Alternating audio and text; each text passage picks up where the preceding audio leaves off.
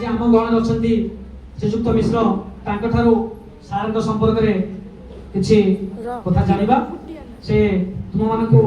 सार संपर्क में किसी कथा रखिबे।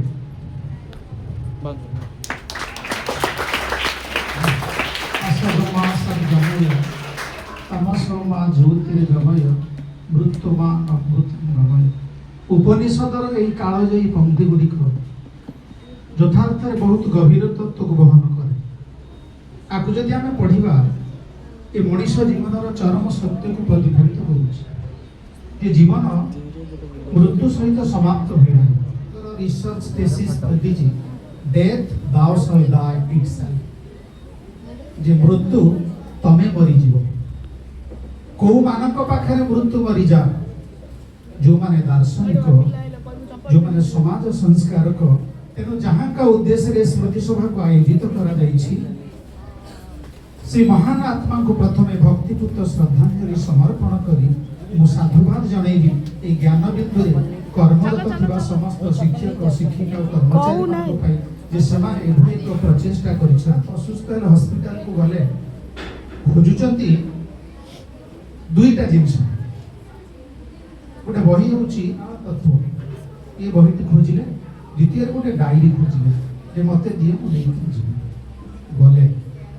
हॉस्पिटल ले पहुंचला परे पाखा पाखी 10 दिन आईसीयू रे अछंती कोमा स्टेज रे सेंस नाही बेले बेले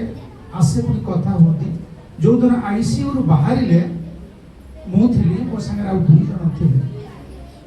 से गोटे अद्भुत कथा कहिले जे मु थिली नित्य लोकरे एबे कोठी अछि जे नित्य लोकर अनुभूति 9टा बेले राति 9टा से तो रही पहुंचली हसिले मु कहली कोन ठाकुर कथा मन अछि अध घंटा को ठिया आइछि हठात आखि खोलुछि चाहुचंदी मते से स्मित हास्य आखि की बंद करूचंदी एवं जीवा समय रे ठाकुर करना तेणु ये सब कथा कहिबार उद्देश्य होछि जे समाज संस्कार को सहित आध्यात्मिक जगत रे से एक बहुत बड़ व्यक्तित्व थे मनीष पणिया कौन तांकु अति निकटरू मु देखिछि से दूरदर्शिता थिले जहां सार कहउथिले बहुत अनुष्ठान से करचंती वोकेशनल जेतबेले कले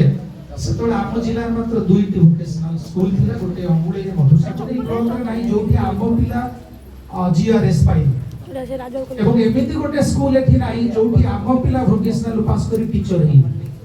एवं एमिति गोटे पॉइंट नाही जोठी आम पिला वोकेशनल पास करी एलाई नहीं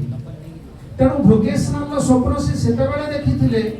एवं आउ गोटे कथा से करथिले सार माने सब ओतप्रोत भाव रे जडित जेतबेले +2 +3 खोलिला से +3 के आरंभ रु बाइफरकेट माने अलगा कर दिया गला सेतबेले सबुआडे गोटे समालोचना आसिला सबु कॉलेज रे जेतबेले +2 +3 मिसी रहिछि एठी काहे की बाइफ अलगा कर दिया गला तांकु जेतबेले मु भेटिली मते कहले आपण एबे देखु जनी मु 20 वर्ष आगु को देखुछि पटामुडे कॉलेज आमे गरु जेते कॉलेज बुलिलु समस्त कहले ओडिसा रो ऊर्ध्व रे तमे तमरो गोटिए कॉलेज जोठी अलगा आमे सब जाइन किंतु एबे कोन परिस्थिति हेछि ससदर सर बहुत भलो भाबे जानिचंदी पूरा चलीछि न्यायिक प्रक्रिया चलछि बाइफरकेशन हबा पाई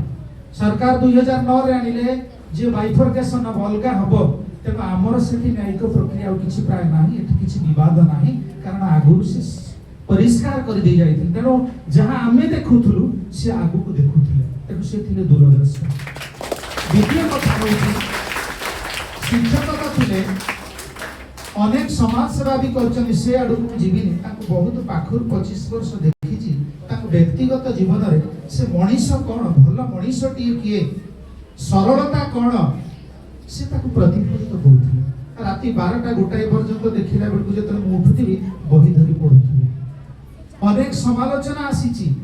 अनेक निंदा आसीछि सबु आसीछि किंतु स्थित प्रज्ञ भाव मु केबे देखिनी कहा विरुद्ध रे से घरे आलोचना करबा जे ये मोर समालोचक ये मोर निंदुक ये मोर प्रशंसक नहीं कहा को समालोचना करिबा मु 24 वर्ष भितरे केबे ताको पाखर सुनिना कहथिले जे मु जदी समाज को धरिबी समाज मते छाडी दबो संसार को जदी मु आस्वादन करिबे आलिंगन करिबे संसार मते छाडी दबो आ जदी मु संसार को तो छाडीबी संसार मते आलिंगन करबो गौतम बुद्धଙ୍କର ପ୍ରଥମ ଅଙ୍ଗଦ ସାର୍କରେ ଦୁର୍ଗମ ଅଞ୍ଚଳ ଏ ଅଞ୍ଚଳ ଥିଲା ଦୁର୍ଗମ କିନ୍ତୁ ଲକ୍ଷଣ ଥିଲା ଦୁସ୍ତର ଦୁର୍ଗମ ହେଇପାରେ କିନ୍ତୁ ଦୁସ୍ତର ନୁହେଁ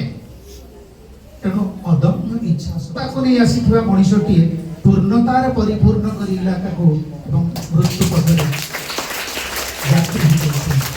ତେଣୁ ବେଶୀ ସମୟ ଆଉ ଦେବିନି ମୋ ପାଖରୁ ତାଙ୍କର ପ୍ରଶଂସା ବି ଗ୍ରହଣୀୟ ଆଦୌ ନୁହେଁ ତେଣୁ ଆଜି ଭଳି ଏକ ଦିନରେ ତାଙ୍କର ଯେଉଁ ଅବଦାନକୁ ମନେ ପକାଇବା ପାଇଁ ଜ୍ଞାନବିନ୍ଦୁର ଭାଇମାନେ ଯେଉଁ ଆୟୋଜନ କରିଛନ୍ତି ତାଙ୍କୁ ମୁଁ ତାଙ୍କ ପରିବାର ତରଫରୁ କୃତଜ୍ଞତା ଜଣାଉଛି ଏବଂ ପ୍ରାର୍ଥନା କରୁଛି ଭଗବାନଙ୍କ ପାଖରେ ଏବଂ ସେ ଦିବଂଗତ ଆତ୍ମାଙ୍କ ପାଖରେ ଯେ ଆପଣଙ୍କର ଏ ଅନୁଷ୍ଠାନ ଉତ୍ତରତାର ଆଗକୁ ବଢ଼ୁ ଏବଂ ଏ ଅନୁଷ୍ଠାନ ସଫଳତାର ଶୀର୍ଷରେ ପହଞ୍ଚୁ ଆପଣଙ୍କ ଭିତରେ ସେ ଉଜ୍ଜୀବିତ ହୁଅନ୍ତୁ ତାଙ୍କ ସ୍ମୃତି ତାଙ୍କ ଆଦର୍ଶ ଆପଣମାନଙ୍କ ଭିତରେ ପ୍ରତିଫଳିତ ହଉ ଏହି ଆଶା ରଖି ମୁଁ ମୋର ବକ୍ତବ୍ୟକୁ ଶେଷ କରୁଛି।